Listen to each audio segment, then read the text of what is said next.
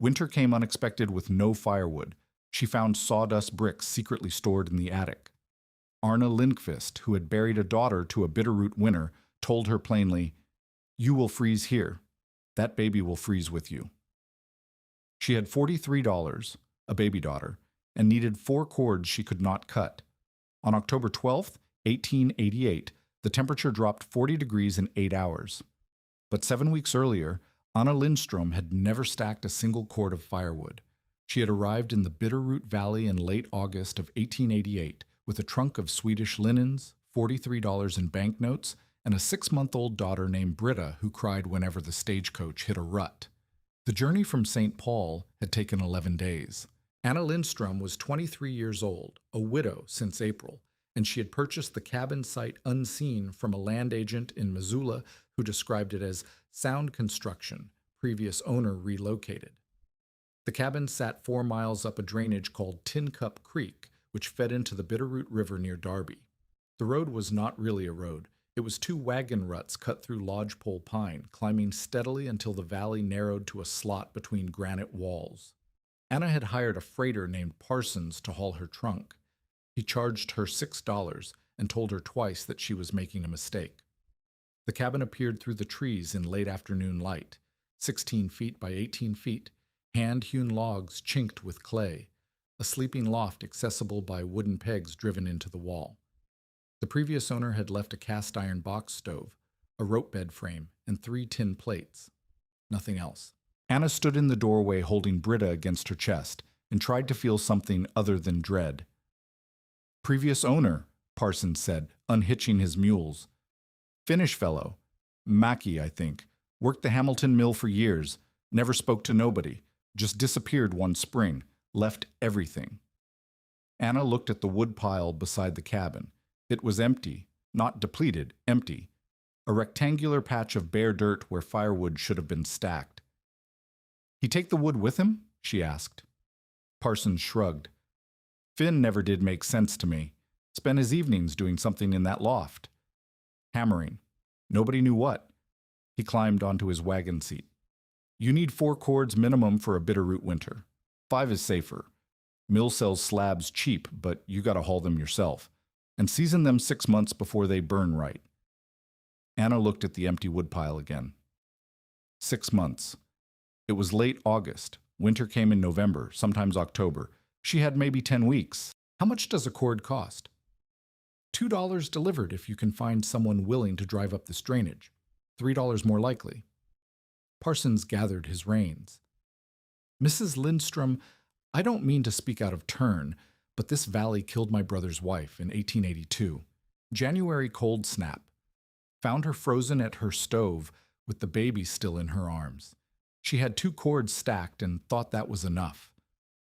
Britta began to cry.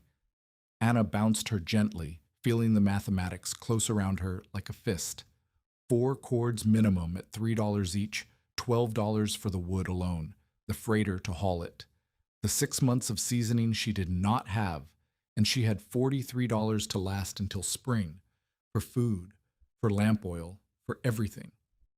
"I'll manage," she said. Parsons looked at her for a long moment. Then he clicked his tongue, and the mules pulled forward, and Anna Lindström was alone with her daughter in a cabin at the end of a road that wasn't really a road, with an empty woodpile and winter 10 weeks away. The first week, she gathered deadfall. Every morning, she wrapped Britta in a wool blanket and laid her in the center of the rope bed, then walked into the forest with a canvas sack. Deadfall meant branches that had already fallen, dry enough to burn, small enough to carry. She found plenty within a quarter-mile of the cabin. By the end of September, she had a pile beside the door that reached her waist. It was not enough. She knew it was not enough, but the pile grew, and growing felt like progress. Her nearest neighbor lived 2 miles down the drainage, where Tin Cup Creek met a larger stream called Bear Creek. His name was Arna Lindqvist, a Swede like her parents, and he had survived 11 winters in the Bitterroot. He walked up to check on her in the 2nd week of September, carrying a smoked ham wrapped in burlap. "From my wife," he said, handing it to her. "She worries about you up here alone." Anna invited him in for coffee. She had no coffee, so she boiled water with dried mint leaves and pretended. Lindqvist sat at the small table the Finnish man had built and watched her pour. I met your landlord once, he said. Maki. Strange man. Never smiled, never complained, never borrowed anything or lent anything.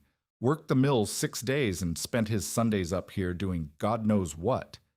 Some said he was building something in the loft. Some said he was just crazy. Parsons mentioned that, the hammering. Lindqvist nodded. I came up here once, maybe 1885, needed to borrow a saw. He wouldn't let me in. Stood in the doorway like I was trying to rob him. I never came back. Anna glanced up at the loft. She had not yet climbed the wooden pegs to look. Britta demanded too much attention, and the ladder of pegs looked uncertain. Mrs. Lindstrom. Lindqvist set down his tin cup. His voice changed, became slower and heavier. I need to say something to you that you will not want to hear. Anna waited. I have survived 11 bitterroot winters. My wife has survived 9. We lost a daughter in the 3rd one. She was 4 years old. Pneumonia took her in February when we ran out of wood and could not keep the cabin warm. He paused. I tell you this so you understand I am not speaking from ignorance. I understand. You cannot stay here. The words fell like stones. The deadfall you are gathering, it is not enough. Not 1/10 of enough. You would need to cut 4 full cords of standing timber, split it, stack it, and you would need to have done this in May. It is September. You have an infant. You have no husband, no brothers, no help. You are a woman alone. Anna felt heat rise in her face. I have arms. I can swing an axe. Can you fell a 20-inch pine? Can you buck it into rounds? Can you split those rounds for 8 hours a day until your hands bleed and your back seizes, and you cannot lift your arms to feed your child? Lindqvist's voice was not unkind, but it was relentless. I have done this. My wife has done this beside me. It takes 2 strong adults working from May until October to prepare enough wood for 1 winter. You arrived in August, alone. Then what would you have me do? Come down to our cabin before the first snow. Bring the child. We will find room. You can return in April when the road opens and decide what to do with this place. Anna looked at the walls of the cabin she had paid $8 to secure. $8 she would not recover. She looked at the loft where the crazy Finn had hammered for years. She looked at her pile of deadfall, a waist-high mound that might last 2 weeks. I will consider it, she said. Lindqvist stood. Consider it quickly. October comes fast here, and when it comes without warning. The weather held through the 3rd week of September. Warm days, cool nights, the aspen leaves turning gold along the creek. Anna gathered more deadfall. Her pile grew to shoulder height. She began to believe, not that she would survive, but that she might have a chance. Then she met Thomas Rener. Rener ran the company store in Darby, 4 miles down the valley. Anna walked there on September 22nd to buy flour and salt, carrying Britta in a sling made from one of her Swedish linens. The store was a single room attached to the sawmill's drying shed, smelling of fresh-cut pine and tobacco smoke. Rener was 40 years old, heavy in the shoulders, with a mustache waxed into points. He watched Anna count out coins for her purchases with an expression she could not read. You're the widow who bought the Maki place, he said. It was not a question. I am. Heard you're planning to winter up there. I am. Rener laughed. Not cruelly, exactly, but not kindly either. That cabin's not fit for wintering. Makey never wintered there. He stayed in the bunkhouse with the other mill hands from November through March. Used the cabin as a summer place. A project. Anna felt something cold move through her chest. The land agent said, The land agent is in Missoula, 40 miles away. He's never seen that cabin in January. I have. Rener leaned forward on the counter. Mrs. Lindstrom, I don't know what you paid for that place, but you were cheated. The chinked walls leak air. The stove is too small for the space. The loft has no proper insulation, just bare logs under the roof. And the previous owner, that strange Finn, He was so obsessed with whatever he was building up there that he never fixed any of it. What was he building? Nobody knows. He guarded that cabin like it held gold. Wouldn't let anyone inside, not even the mill foreman. Some of the boys thought he was counterfeiting currency. Some thought he'd lost his mind. Renner shrugged. Whatever it was, he took it with him when he left. Or it was never worth anything to begin with. Anna gathered her flour and salt. Her hands were shaking slightly. How much for firewood slabs? Delivered. $3 a cord. But Mrs. Lindstrom, Renner's voice dropped.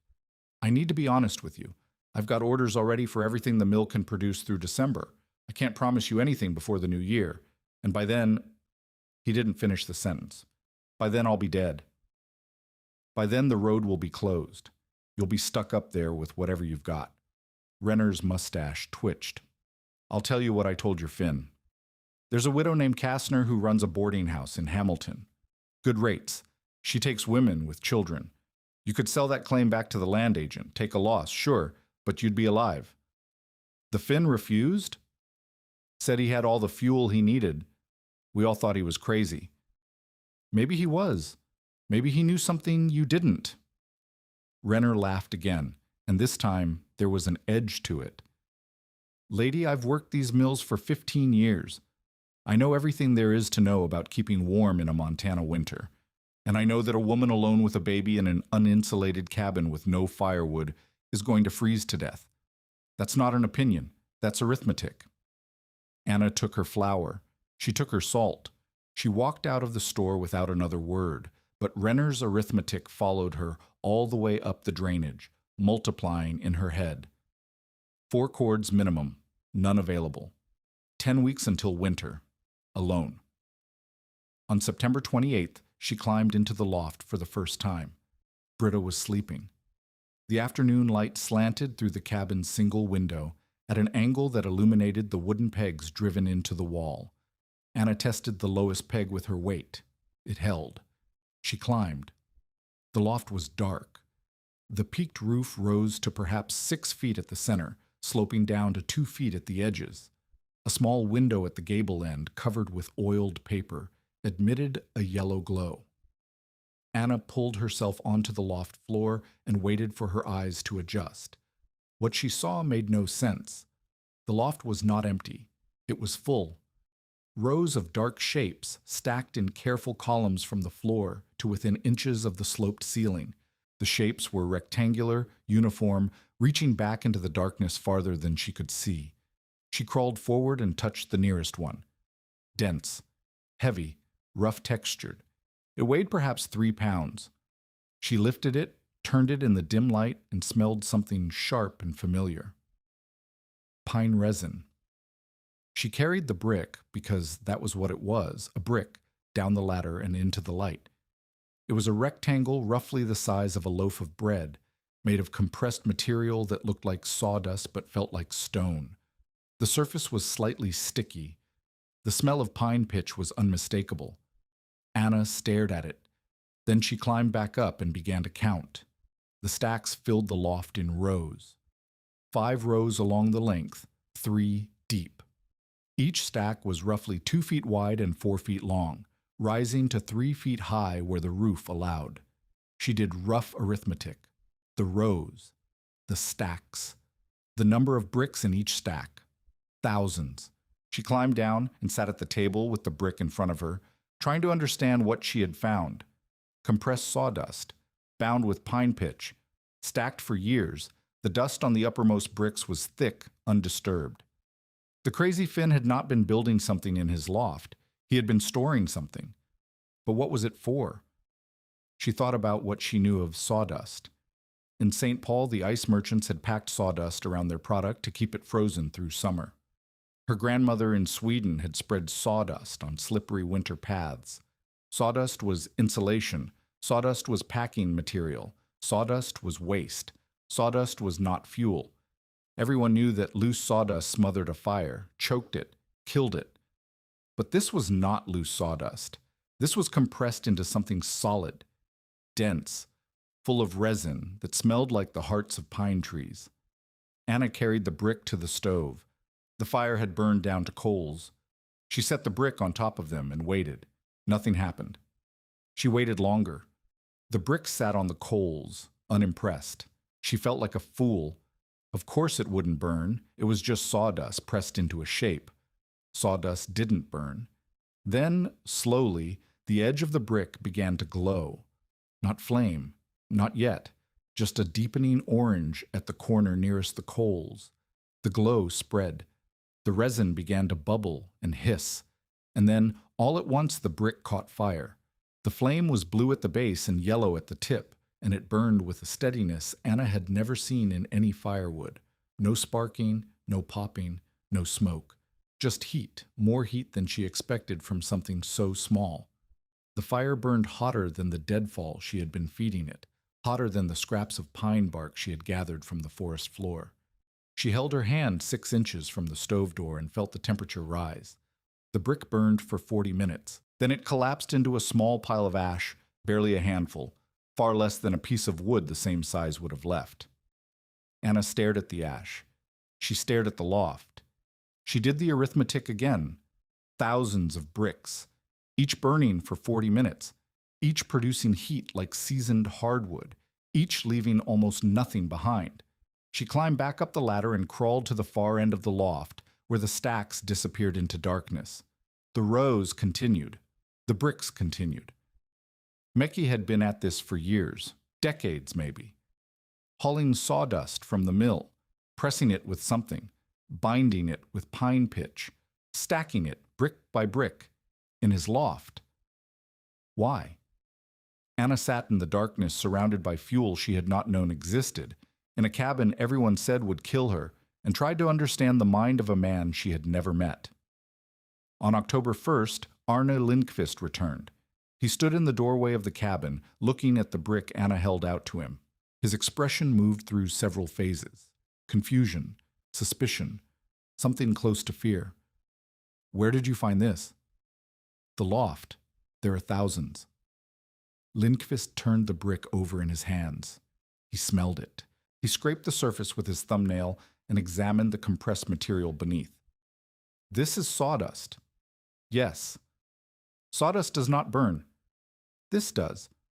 I tested it yesterday. It burns hotter than pine, cleaner than any wood I've gathered. Burns for nearly an hour from a piece this size." Lindqvist's face hardened. "Mrs. Lindstrom, I don't know what the Finn was doing up there, but sawdust is not fuel. My father tried to burn sawdust in Norway. Everyone has tried. It smothers the fire. It produces smoke that will choke you and a baby both. And if you stack it loose in a loft like this," he gestured upward, "it can catch fire from a single spark, spontaneous combustion. It happens in sawmills. The dust explodes." "This is not loose sawdust. It's compressed. The resin holds it together." "The resin." Lindqvist's voice flattened. "Pine pitch. Yes, that will burn. It will also coat your chimney with a tar that will ignite and burn your cabin to the ground. You are proposing to burn sawdust and pitch in a box stove with a single pipe chimney. You will not survive the experiment." "I've already survived it. 3 bricks yesterday, 3 more this morning. No smoke, no tar buildup, no fire." "You burned 6 pieces and you think you understand what will happen when you burn 600? Anna felt her jaw tighten. "I think I understand that I have no choice. You told me yourself. I cannot cut enough wood. I cannot buy enough wood. But there is fuel in my loft. Enough to last the winter. The man who put it there survived 11 winters in this cabin." "The man who put it there," Lindqvist said slowly, "lived in the bunkhouse all winter. He never tested this. He was a strange man with a strange obsession, and whatever he was planning, he never finished it. He ran away. Or he died. Nobody knows." Lindqvist set the brick on the table. "Mrs. Lindstrom, I am trying to save your life, and your daughter's life. Come down to my cabin before the snow starts. Please." Anna looked at the brick. She looked at the loft. She looked at her daughter sleeping in the rope bed, wrapped in Swedish linen, breathing softly in the afternoon light. "I need to know more," she said. "About Maki. About what he was doing." "Nobody knows what he was doing." Someone must. The mill foreman, his bunkmates, someone. Lindqvist exhaled slowly. There's a man named Halverson at the Hamilton mill, Norwegian. He worked alongside Maki for years. If anyone knew what the Finn was thinking, it would be him. He paused. But Halverson won't talk to you. He barely talks to anyone, and the road to Hamilton is a full day each direction. You would have to leave the baby with someone. I'll leave her with your wife, if she'll have her. Lindqvist studied Anna's face for a long moment. Whatever he saw there made him nod once, slowly. I'll tell Marta to expect you tomorrow, but Mrs. Lindstrom, he pointed at the brick. If you burn those things, I am not responsible for what happens. I have warned you. I have offered you safety. If you choose this instead, you choose it alone. I understand. But she didn't. Not yet. She understood only that she had found something, and that something was her only chance, and that everyone who saw it told her she was going to die. The walk to Hamilton took 8 hours. Anna left before dawn, leaving Britta with Marta Lindqvist and a bottle of goat milk. The road followed the Bitterroot River south, climbing gradually through stands of ponderosa pine and Douglas fir, the mountains rising on both sides like walls. By midday, her feet ached and her back had stiffened from the cold, but she could see the smoke from the Hamilton mill rising above the trees. The mill was enormous. 3 buildings along the river, the largest housing a steam-powered saw that screamed every few seconds as it bit into logs. Piles of lumber filled a yard the size of a city block, and beside the lumber, rising twice as high, were mountains of sawdust. Anna had never seen so much waste in her life. The sawdust piles extended for hundreds of feet, steaming faintly in the cool air, taller than houses. Workers with shovels were loading some of it into wagons. Others were pushing it toward the river, where it cascaded into the water and drifted downstream. A conical iron structure at the edge of the yard burned continuously, smoke pouring from its top. A wigwam burner, Anna realized, incinerating the excess. They were destroying it, dumping it and burning it because they had too much to use. She found the bunkhouse behind the main mill building and asked for Halverson. A thin man with yellow teeth pointed toward the river. Lunch break. He eats alone. She found him on a fallen log near the water, a tin pail of food open beside him. Halverson was perhaps 50 years old, deeply weathered, with a beard that had gone gray in patches. He watched Anna approach without expression. I'm looking for information about Aino Maki, she said. Halvorson's eyes narrowed. Why? I bought his cabin. I found something in the loft. I need to understand what it is. For a long moment, Halvorson said nothing. Then he set down his pail and turned to face her fully. You found the bricks. Anna felt her heart accelerate. You know about them. I watched him make them, every night for 15 years. Halvorson's voice was flat, without inflection. He would collect sawdust from the mill floor, the fine stuff, the dry stuff that blows around and gets in your lungs. He would take it home in sacks. He told me once what he was doing with it. I thought he was crazy. What did he tell you? Halvorson looked at the river. The sawdust floated past in clumps, drifting toward wherever the current took it. He said he was making fuel, better than wood. He had a press he built himself, a lever thing, like a cheese press, but bigger. He would mix the sawdust with pine pitch he collected from stumps, heat it until it was soft, then press it into molds. The pressure and the heat made the sawdust stick together, made it dense. Does it work? How should I know? I never burned one. Halvorson turned back to face her. Maki was a strange man, never spoke at meals, never drank with the others, never complained about the cold, even when the rest of us were freezing in the bunkhouse. He said once that cold was a problem that could be solved, that a man who prepared enough would never have to fear winter. He prepared. The loft is full. Halvorson nodded slowly. Then he finished. 15 years of work, and he finished. He was quiet for a moment. I always wondered why he stopped coming to the mill. Last spring, he just disappeared, left everything.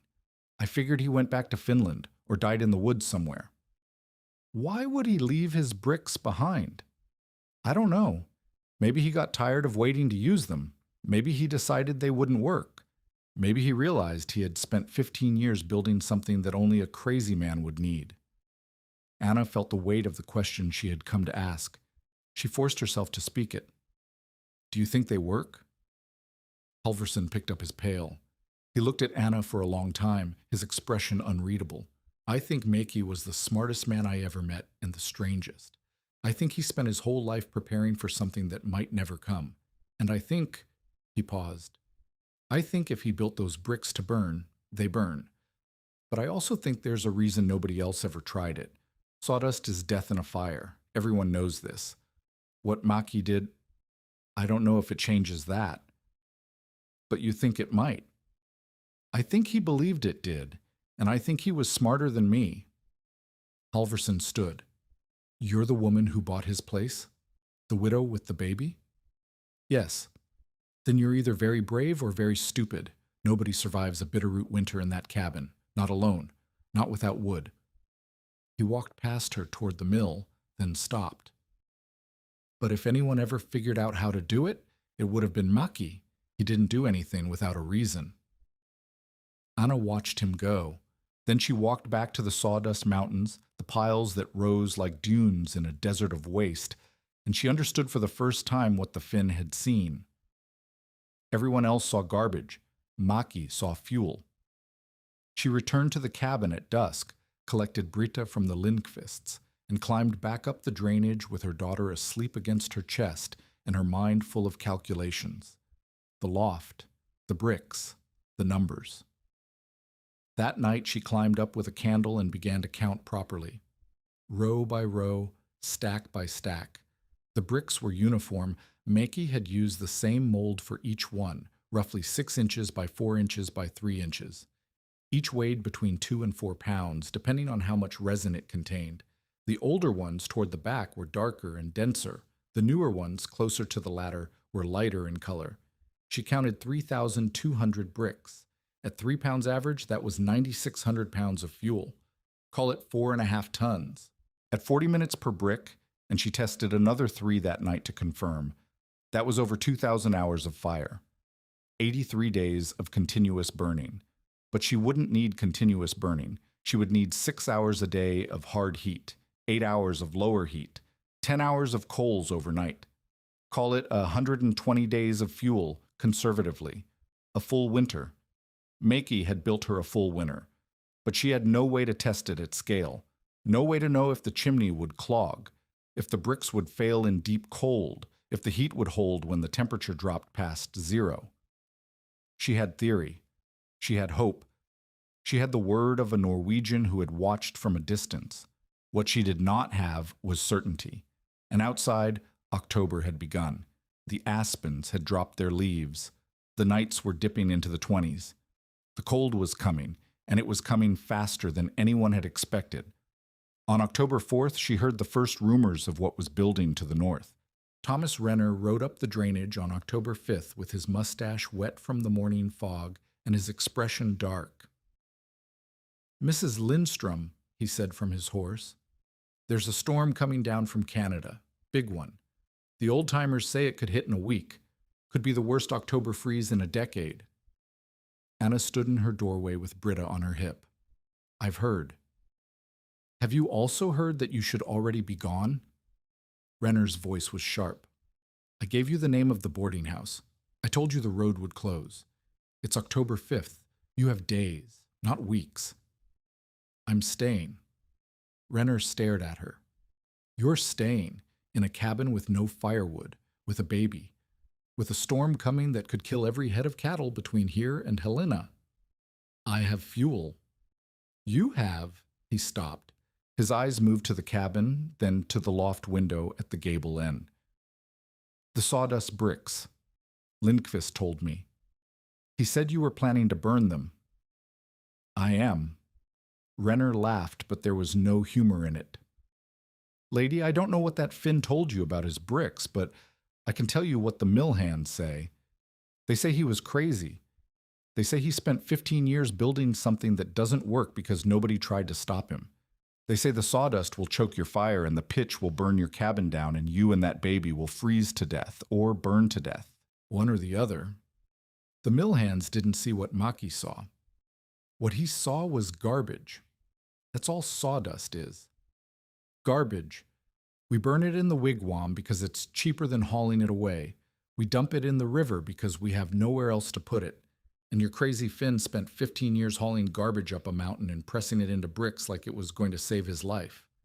Rener's voice rose. It's not going to save anyone's life. It's going to kill you. And when it does, I'm going to tell everyone that I warned you, that I offered you an out, that you chose to die because you believed in garbage. Britta began to cry. Anna bounced her gently, holding Rener's gaze. Are you finished? No, I'm not finished. Rener leaned forward in his saddle. I'm going to tell you one more thing. That cabin you're standing in, I wanted it. I had a buyer lined up, a cattleman from Butte looking for summer grazing land. He was going to pay $40 for the claim. $40. And then you came along and paid $8 to a land agent who didn't know what he had. His mustache twitched. You took money out of my pocket, Mrs. Lindstrom. You and that dead Finn. So when you freeze up here, I won't be sad. I'll just take the claim off your body and sell it to the cattleman like I should have in the first place. He turned his horse and rode back down the drainage, and Anna watched him go with her daughter crying in her arms and the cold October air biting at her cheeks. She understood now. Rener wasn't trying to save her. He was waiting for her to die. She went inside, closed the door, and began preparing for winter. The next 3 days were a blur of work. She hauled the deadfall pile inside, stacking it along the cabin wall where it could dry further before use. She stuffed rags into the gaps between logs that Maki had never properly chinked. She hung her Swedish linens over the windows at night to block drafts, taking them down each morning to let in light. She tested the bricks systematically, 1 per fire, then 2, then 3. She learned their rhythms. They lit slowly but burned hot. They needed airflow to catch. They produced heat steadily for 30 to 45 minutes before collapsing into fine ash. The ash accumulated quickly in the stove's belly, but it was light and easy to shovel out. 3 days of testing produced less ash than 1 day of burning green pine. The chimney concerned her. She climbed onto the roof on the 7th of October and looked down the pipe. It was clean. Cleaner than she expected. The pitch, it seemed, burned hot enough that it didn't condense on the pipe walls. It went up as gas, not tar. Maki had known. Somehow he had known. But she had burned perhaps 40 bricks. She had 3,000 more. Would the chimney stay clean after 300? After 1,000? She had no way to know. On October 8th, Marta Lindqvist appeared at the cabin door. She was a small woman, younger than her husband, with braided hair and eyes that had seen winters Anna could not imagine.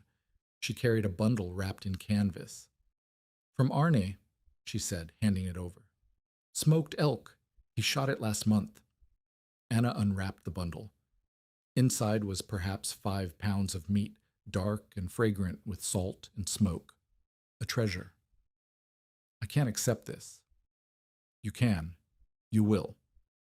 Marta's voice was firm. My husband thinks you are going to die. I am less certain, but either way, you will not die hungry, not if I can help it. She stepped past Anna into the cabin and looked around. Her eyes moved to the stove, to the pile of deadfall, to the loft. Show me, she said.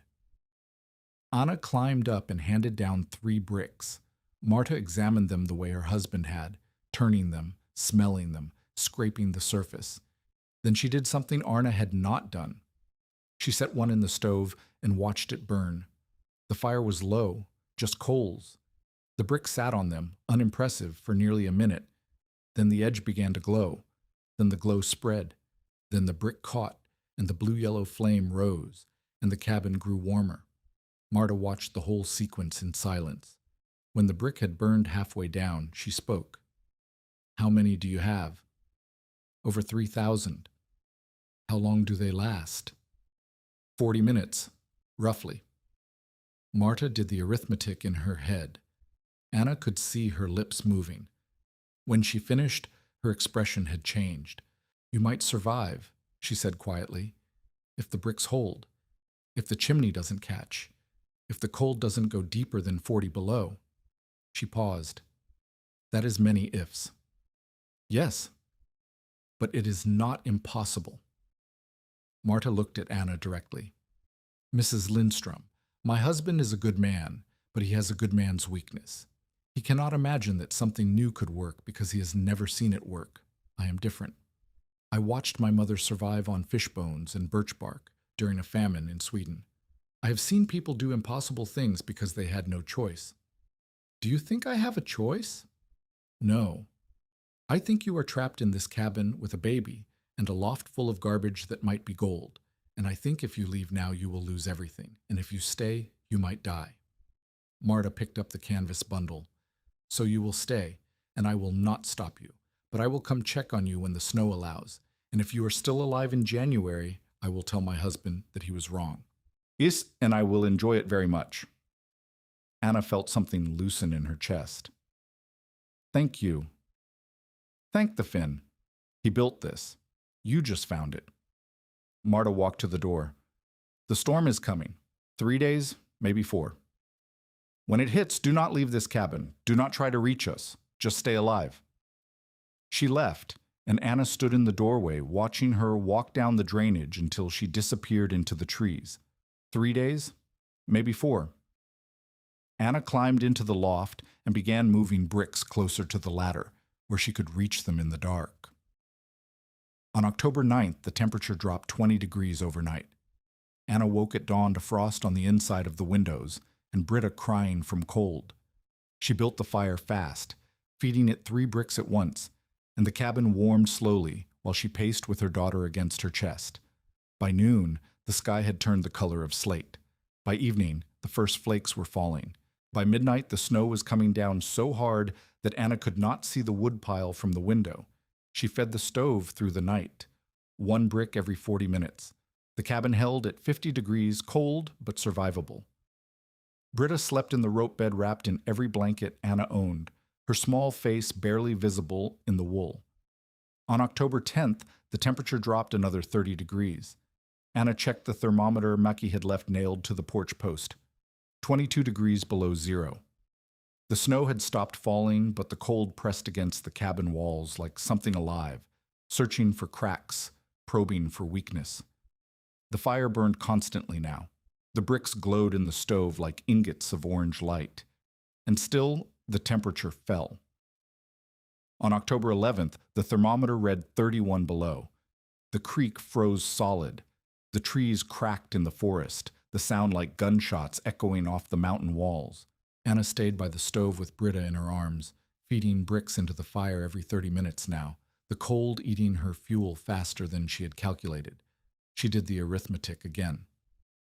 At this rate, the bricks would last 50 days, not 120. If the cold held, she would run out by Christmas. But the cold would not hold. It could not hold. October cold snaps broke. Everyone said so. Lindqvist had said so.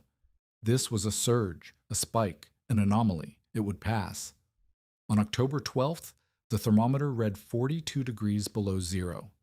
And Anna Lindstrom, alone in a cabin at the end of a road that wasn't really a road, with a 6-month-old daughter and a loft full of sawdust bricks that everyone said would kill her, realized that she was in the fight of her life. And the fight was just beginning. The cold held. On October 13th, the thermometer read 38 below, warmer than the day before, but not warm enough. Anna moved through the cabin in layers of wool, feeding the stove, checking Britta, watching the frost patterns grow on the window glass like ferns made of ice. The bricks were performing. That was the strange thing.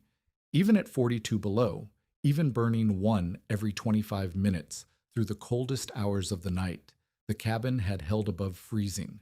The walls leaked cold through every crack Maki had never fixed, but the stove radiated heat in waves, and the bricks burned steady and hot, and Anna had not frozen. Not yet. She developed a rhythm. Feed the stove, check the baby, climb to the loft and bring down 10 bricks, stacking them beside the stove where they would stay dry. Feed the stove again. Sleep in fragments, 2 hours at a time, waking when the cold crept back into the cabin and the fire needed fuel. On October 14th, the temperature climbed to 12 below, practically tropical. Anna opened the cabin door for the first time in 3 days and looked out at a world remade in white. The snow had drifted 4 feet against the north wall. The trees stood motionless in the still air, their branches heavy with ice. No sound anywhere. No birds, no wind, no creak of timber. Just silence and cold and the smoke rising from her chimney. She had burned approximately 200 bricks in 4 days. At that rate, she had fuel for 64 more days. If the weather warmed, the rate would slow. If it stayed cold, the rate might accelerate. She was betting her life on arithmetic she could not control. On the morning of October 15th, she heard something she had not heard in a week. Hoofbeats. Arne Lindqvist appeared through the trees on a bay mare, his beard white with frost, his eyes scanning the cabin as if expecting to find it empty. When he saw smoke rising from the chimney, his expression shifted to something Anna could not read. He dismounted at the porch. "You're alive." "I am." "The baby?" "Sleeping. She's fine." Lindqvist tied his horse and walked to the cabin door. He stood there for a moment, looking at Anna, then passed her to the stove where 3 bricks glowed orange in the firebox. "I came to collect your body," he said quietly. "I was certain I would find you frozen." "I'm sorry to disappoint you." "I'm not disappointed." He stepped inside, moving to the stove, holding his hands over the heat. "I am confused. It has been 42 below. No cabin without proper wood survives 42 below. I have seen men die in better shelters than this." "The bricks work." "So it seems." Lindqvist turned one of the stacked bricks over in his hands. "How many have you burned?" 200, perhaps more." "And the chimney?" "Clean. I checked yesterday. Cleaner than I expected." Lindqvist said nothing for a long moment. Then he walked to the loft ladder and climbed. Anna heard his footsteps on the boards above, heard him moving along the rows, counting under his breath. When he came back down, his face had changed. 3,000 bricks, he said. That Finn spent 15 years building 3,000 bricks. He knew something about the sawdust, about the pitch, about how they burned together. He knew something. Lindqvist sat down heavily at the table. "Mrs. Lindstrom, I have to tell you something. I came up here expecting to find you dead. I came to bring your body down to Derby before the wolves got to it. I thought—" He stopped. "I thought I was doing you a kindness by warning you, and I thought you were a fool for not listening, and I thought this cabin would be your grave. You may still be right. The winter has just started. Yes, but you are still alive. And those bricks—" He gestured at the stove. "They should not work. Everything I know about sawdust says they should not work, but they are working. I watched one burn just now. It burns like hardwood. Better than hardwood. The pitch makes the difference. It binds the dust and makes it burn hot." The pitch. Lindqvist shook his head slowly. 15 years of hauling sawdust up a mountain. 15 years of pressing bricks in his loft. Everyone thought he was mad. Maybe he was the only sane one among us. He stood up. "I will come back in a week, if the weather allows. If you need anything before then—" He paused. "I don't know how you would reach me, but if you can, send word." "I will." Lindqvist walked to the door, then stopped. "Mrs. Lindstrom, when this is over, if you survive, I would like to understand how those bricks are made. I would like to make some myself. I'll teach you everything Halverson told me, everything I've learned." "Good." He opened the door, letting in a blade of cold air. "Stay alive, Mrs. Lindstrom. You have surprised me. I would like to be surprised again in the spring." He rode away down the drainage, and Anna watched him go, and she allowed herself to feel something she had not felt since August. Hope. But hope, she knew, was dangerous. Hope made you careless. Hope made you think the worst was over, and the worst was not over. The worst had not even arrived. On October 17th, Britta stopped eating. Anna noticed it first at the morning feeding. The baby turned her head away from the bottle, fussing, her small face twisted in discomfort. Anna checked her temperature with the back of her hand. Warm. Too warm. By noon, Britta was burning with fever. Anna had seen childhood fever before. In St. Paul, her neighbor's son had sickened with scarlet fever and died within a week. Her own sister had nearly died of influenza in '79.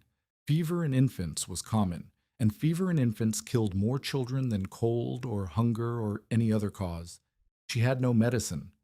The nearest doctor was in Hamilton, 20 miles away, and the road was buried under 4 feet of snow. She had goat milk that Marta had left, and she had water she could boil, and she had the smoked elk that might make a broth, and she had nothing else. She stripped Britta down to her cotton shift and bathed her with cool water, trying to bring the fever down. The baby screamed at the cold, her cries thin and weak, her small body trembling. Anna wrapped her in a single blanket and held her close to the stove, caught between 2 kinds of death, the fever that needed cooling and the cold that needed heat. The cabin was 52 degrees, survivable for an adult, but dangerous for a sick infant. Anna fed more bricks into the stove, pushing the temperature higher, watching the fuel consumption accelerate. By evening, Britta had stopped crying. That was worse than the crying. A silent baby was a baby too weak to protest. Anna held her through the night, feeling the fever pulse through the small body, watching the snow fall outside the window, counting bricks. On October 18th, the fever broke. Anna woke at dawn to find Britta's forehead cool and damp. The baby was sleeping normally, her breathing even, her color returning. Anna wept, quietly, so as not to wake her, and fed the stove 3 more bricks, and thanked whatever God existed that she had not lost her daughter to a fever in a cabin at the end of a road that wasn't really a road. But the crisis had cost her. She counted the remaining bricks. 2,600. She had burned 600 in 8 days, far more than she had planned. The fever had demanded constant heat.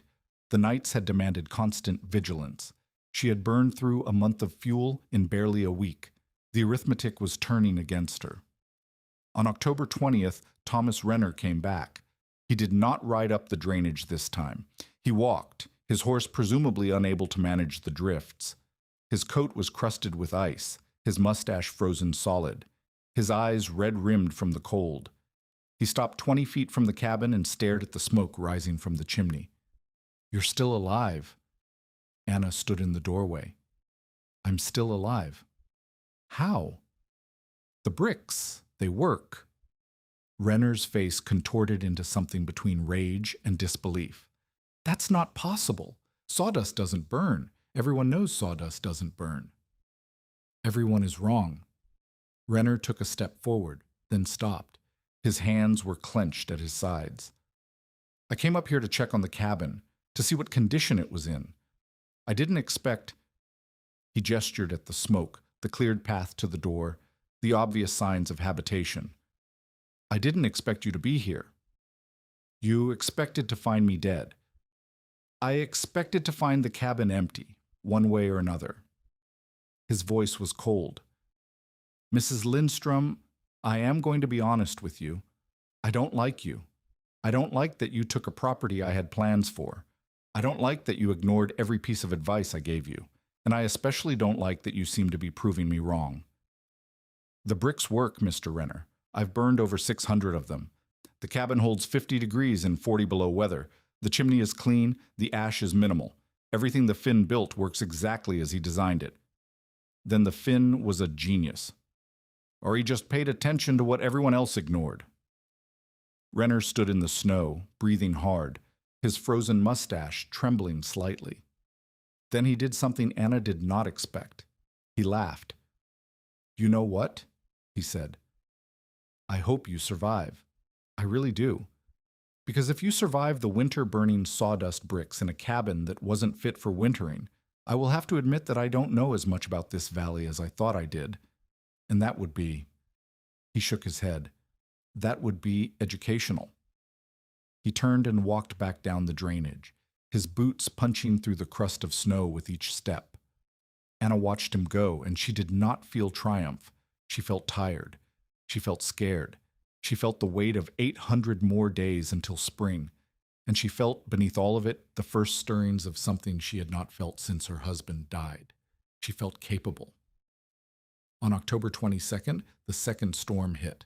This one came from the north, driving down through the mountain passes like a living thing, screaming through the pines, burying the cabin under drifts that reached the eaves. The temperature dropped to 35 below in the first hour. By midnight, it had fallen to 49 below. Anna had never experienced cold like this. The walls of the cabin seemed to breathe ice. The water in her bucket froze solid. The fire in the stove burned constantly, consuming bricks at a rate that terrified her, and still the cabin temperature dropped. 50 degrees, then 45, then 40. At 38 degrees inside, she made a decision. She carried Britta up the ladder into the loft. The loft was smaller than the main cabin, and it was insulated, not by design, but by the mass of bricks that filled it. 3,000 bricks, each weighing 3 pounds, each holding heat they had absorbed from the cabin air. The temperature in the loft was 44 degrees, warmer than below, warmer than... Anna wedged herself into a gap between brick stacks, wrapping Britta in every blanket she owned, using the bricks themselves as windbreaks against the cold air seeping through the roof. She could hear the storm screaming outside, could feel the cabin shudder with each gust, but the bricks around her held steady, radiating stored heat, forming a cocoon of marginal warmth in the midst of impossible cold. She survived the night. In the morning, the storm had passed. The temperature had climbed to 22 below. Anna climbed down from the loft, stiff and exhausted, and found the cabin at 31 degrees. The fire had burned down to coals. She fed it 6 bricks at once, watching the flames catch, feeling the heat begin to radiate outward. She had discovered something. The bricks were not just fuel, they were thermal mass. They absorbed heat during warm periods and released it during cold ones. The loft full of bricks was not just a fuel reserve, it was a heat battery, storing energy that could be drawn on when the cabin itself could not be warmed. Mucky had known. He had designed this. The bricks were insulation and fuel and heat storage all at once. The system was not just a collection of compressed sawdust. It was an integrated survival machine, every element serving multiple purposes. She counted the remaining bricks. 2,200. Still enough for 2 months if she was careful, if another fever didn't strike, if another storm didn't hit, if the cold didn't drop below 49 again. If. On October 28th, she learned that not everyone had survived. Marta Lindqvist appeared at the cabin door, her face pale, her eyes hollow. She had walked the 2 miles through thigh-deep snow, and she was shaking, not from cold, but from something worse. "The Hendricks family," she said. "Down by the river fork. 4 children. They ran out of wood 3 days ago." Anna felt her stomach clench. "Are they?" "The children are alive. The father went out to cut timber in the storm. He never came back. We found him this morning, half a mile from their cabin, frozen." Anna closed her eyes. She could see it, the man struggling through the drifts, his axe on his shoulder, trying to reach the trees that would save his family. The cold stopping him, the snow covering him, his children waiting in a cabin that grew colder by the hour. The children. Frostbite. The youngest lost 3 toes, but they're alive. Arna brought them down to our cabin. We're burning our reserve wood to keep them warm. How much do you have left? Marta's face tightened. 3 weeks, maybe less, with 7 people in the house now. Anna looked at the loft. 2,200 bricks. Enough for her, possibly. Enough for Britta. But enough for 7 people? 8, counting herself. "Take 200 bricks," she said. Marta stared at her. "What?" "The bricks. Take 200. They burn hotter than wood and cleaner. They'll stretch your supply." "Mrs. Lindstrom, you need those bricks. You have no other fuel." "I have 2,000 more, and you have 4 children with frostbite and a family that just lost their father." Anna climbed the ladder and began passing bricks down. Come back when you need more. I'll give you what I can spare. Marta caught the bricks, stacking them by the door, her eyes wet. Why are you doing this? Because I have something nobody else has. Because the Finn built more than I need. Because... Anna paused, a brick in her hands. Because if I survive this winter and everyone else dies, what was the point? Marta filled a canvas sack with bricks. 200 of them, 60 pounds of compressed sawdust and pine pitch, enough to burn for a week if she was careful. I'll tell Arne, she said at the door. He'll want to see how they burn. Tell him I'll show him how to make more in the spring, if I can figure it out. Marta nodded. Then she walked out into the snow, the bag on her shoulder, moving slowly down the drainage toward her cabin full of orphaned children. Anna watched her go. Then she climbed back into the loft and counted what remained. 2,000 bricks. Still enough. Maybe. November came like a knife. The temperature dropped and stayed down. 20 below on the 1st. 30 below on the 5th. 38 below on the 10th. The cold was relentless, unbroken, pressing against the cabin walls day and night. Anna settled into a rhythm of survival. Wake at dawn. Feed the stove. Check Britta. Climb to the loft and bring down 20 bricks. Eat whatever she could stomach, elk broth, dried berries, the last of the flour made into hard biscuits. Feed the stove again. Watch the thermometer. Feed the stove again. Sleep in fragments. Wake to cold and start over. The bricks burned. That was the miracle. Day after day, week after week, they burned clean and hot, leaving barely any ash, keeping the cabin at 50 degrees even when the world outside was locked in ice. Anna's hands grew rough from handling them. Her back ached from climbing the ladder. Her eyes stung from the smoke that occasionally puffed back through the stove door when the wind gusted hard. But she was alive. Britta was alive. The bricks worked. On November 15th, Arne Lindqvist came again. He brought 2 of the Hendricks children with him, a boy of 8 and a girl of 6, bundled in furs, their faces thin but alive. The children stared at the loft, at the rows of bricks still filling the space, at the stove where 3 bricks glowed orange. My wife told me what you did, Lindqvist said. The bricks you gave us. Did they help? They saved us. We ran out of wood 4 days ago. The bricks have kept 7 people alive since then. He paused. I burned one myself, watched it catch, watched it hold heat for 40 minutes. I've never seen anything like it. The Finn knew something. The Finn knew everything. Lindqvist sat down at the table, his big hands flat on the wood. Mrs. Lindstrom, I owe you an apology. I told you that you would die. I told you the bricks would kill you. I was wrong. You weren't wrong to warn me. You were looking out for my safety. I was looking out for what I thought was possible. I did not believe that a woman alone with a baby could survive a bitterroot winter without proper firewood. I did not believe that sawdust could be fuel. I did not believe... He stopped. I did not believe in things I had never seen. And now? Lindqvist looked at the stove. Now I believe. I have watched those bricks burn. I have felt the heat they produce. I have seen my family survive on fuel that everyone said was garbage. He turned back to Anna. When spring comes, I want you to teach me how to make them, how to press them, everything you know. I don't know much. Halverson told me the basics.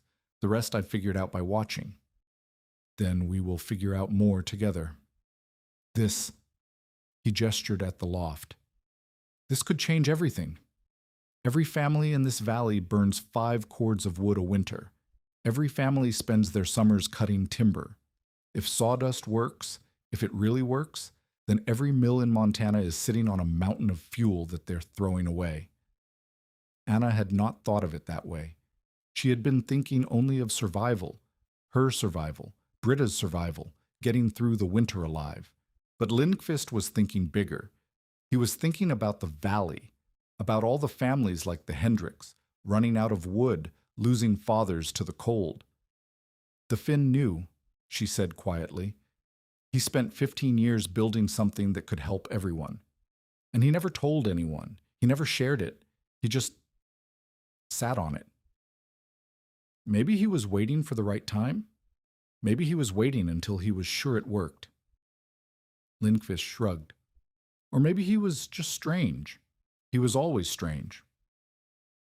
Anna looked at the bricks. 3,000 of them when she started. 1,800 now. Enough to last another month, maybe 6 weeks. Enough to survive. I'll share everything, she said. In the spring. Anyone who wants to learn, I'll teach them. Lindqvist nodded. Then he gathered the children and walked them back toward the door. At the threshold, he turned. Mrs. Lindstrom, I told you in September that you would die, that you and that baby would freeze together in this cabin. Do you remember? I remember. I was wrong, and I am glad I was wrong. You have done something I did not think was possible. You have survived. He paused. No, you have more than survived. You have given us something, all of us, something we did not know existed. He walked out into the snow, the two children following, and Anna stood in the doorway watching them go. She had done it. Not completely, winter was not over, but she had proven something. To Lindqvist, to herself, to the valley. The bricks worked. The Finn had been right, and she was still alive. December was the cruelest month. The temperature dropped below 40 on the 4th and stayed there for 11 days. The snow piled higher. The sky turned the color of lead and stayed that way. Anna burned through 400 bricks in 2 weeks, feeding the stove constantly, fighting to keep the cabin above freezing. On December 15th, she ran a calculation she had been avoiding. 1,400 bricks remaining, 85 days until April. At her current rate, she would run out in mid-February. She would not survive. The math was impossible. She had stretched the fuel as far as it would stretch. She had given away 200 bricks to save the Hendricks children. She had burned more than she planned during Britta's fever. She had done everything right, and it was not enough. Anna sat at the table with the numbers in front of her and tried to find a way out. She could burn less, keep the cabin at 40 degrees instead of 50, risk hypothermia, risk Britta getting sick again. She could burn her deadfall pile, the branches she had gathered in September, now dry enough to use. That might buy her 2 weeks, 3 at most. She could ask Lindqvist for help. He had wood. He might share. But his family was already stretched thin, supporting the Hendricks children, burning through their own reserves. There was no way out. The math was the math. She was going to run out of fuel 6 weeks before spring. Unless the cold broke. She looked at the thermometer. 41 below. The cold had not broken since October. It showed no signs of breaking now. Anna climbed into the loft and sat among the remaining bricks, the rows that had seemed so plentiful in September and now seemed so thin. She picked up a brick and held it in her hands, feeling its weight, its density, the faint smell of pine pitch that still clung to the surface. Mickey had built this. For 15 years he had hauled sawdust up this mountain and pressed it into bricks and stacked it in this loft. He had prepared for the worst. He had done everything right. And even he had not prepared enough. Even he would have run out eventually if the winter was long enough and cold enough and brutal enough. Anna put the brick down and climbed back to the main cabin. Britta was awake, reaching up from the rope bed, making sounds that meant she was hungry. Anna heated goat milk over the stove and fed her daughter and watched the bricks burn and tried not to think about February. On Christmas Day, the temperature climbed to 5 degrees above zero. Anna thought the thermometer was broken. She went outside to check it, standing in the snow in her coat and boots, staring at the mercury that had risen 46 degrees in a single night. It was not broken. The cold had broken. She stood in the doorway breathing air that felt almost warm, watching steam rise from the snowdrifts, listening to the drip of meltwater from the cabin eaves. 5 above zero. Practically spring. That night, she burned only 2 bricks. The cabin held at 58 degrees, the warmest it had been since October. On December 26th, the temperature climbed to 12 above. On the 27th, 18. On the 28th, it reached 22 degrees above zero, and Anna walked outside without her coat and tilted her face toward the sun. cold snap was over. The worst winter in a decade.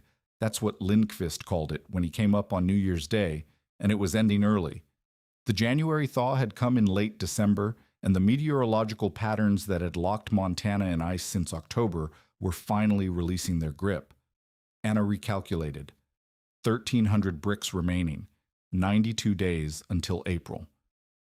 At the new burn rate, lower, now that the cold had moderated, she would have fuel to spare. She was going to make it. On January 5th, 1889, Thomas Rener rode up the drainage one last time. He sat on his horse in the snow, looking at the cabin, at the smoke rising from the chimney, at Anna standing in the doorway with Britta in her arms. His mustache had thawed.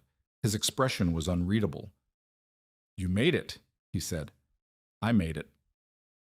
With sawdust bricks." With sawdust bricks. Rener was quiet for a long moment. Then he dismounted and walked to the porch. "Mrs. Lindstrom, I came up here to apologize." Anna raised an eyebrow. "For what?" "For wanting you to fail. For hoping you would freeze so I could take this claim. For being a miserable bastard who couldn't stand the thought that a woman alone might know something I didn't." He took off his hat. "I was wrong. About the bricks. About you. About everything. Yes, you were. I've watched the Lindqvist family burn those bricks you gave them. I've talked to Halverson at the mill. I've done the arithmetic. Those bricks, they're real. They work. And if the Finn figured this out 15 years ago, then every mill owner in Montana has been sitting on a fortune of fuel and burning it in wigwam burners because they didn't know any better. That's probably true. It's definitely true." Rener put his hat back on. "Come spring, I want to learn how to make them. I'll pay you. Whatever you think is fair." Anna thought about the man who had hoped she would die. The man who had wanted to strip the claim from her frozen body. The man who was now standing on her porch asking to be taught. "You can learn," she said. "Everyone can learn, but you won't pay me. You'll help me teach the others." Rener frowned. "Why would you want me involved?" "Because you have the mill. You have the sawdust. You have the equipment to press bricks at scale." Anna shifted Britta on her hip. "The Finn spent 15 years making 3,000 bricks by hand. With the right equipment, you could make that many in a month, and then nobody in this valley would ever freeze for lack of fuel again." Rener stared at her. Something shifted in his face, not quite respect, but something close to it. "You could charge for this," he said slowly. "You could make a fortune." "I don't want a fortune. I want to survive. I want my daughter to survive. And I want the next widow who buys a cabin at the end of a road that isn't really a road to have a chance." Rener looked at the cabin, at the smoke, at the loft window where the remaining bricks were stored. The Finn never shared this. 15 years, and he never told anyone. "The Finn was alone. I'm not." Rener nodded slowly. Then he climbed back on his horse. "I'll see you in the spring, Mrs. Lindstrom, and I'll bring whatever equipment you need." He rode away down the drainage, and Anna watched him go, and she realized that something had shifted, not just in Rener, and not just in Lindqvist, but in the whole valley. The impossible woman who was supposed to freeze had survived. The garbage fuel that was supposed to fail had worked. The crazy Finn's obsession had turned out to be wisdom, and now everyone wanted to learn. The winter loosened its grip slowly through January and February. The temperature fluctuated, dropping into the single digits some nights, climbing to the 30s on sunny afternoons. Anna burned her bricks carefully, methodically, tracking consumption against remaining supply, and by the 1st of March, she still had 400 left. More than enough. On March 15th, the road opened.